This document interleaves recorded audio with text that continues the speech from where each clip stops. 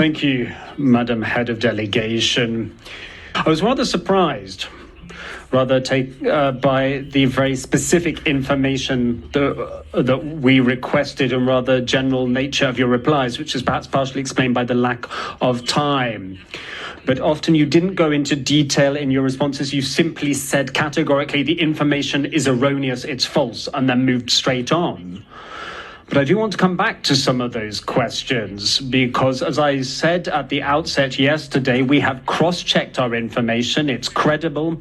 It comes from various different sources. When we choose to ask a question off the back of information that we have received from different sources, we do verify that information. We cross-check it. As I say, we check against various different sources. So we're convinced of the credibility of the background to the questions that we're asking you.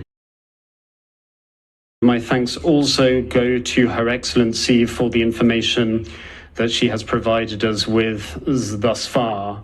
But I am in a similar boat as my colleagues, in particular as my colleague Ms. Tigruja and her concerns about the way in which certain questions were answered.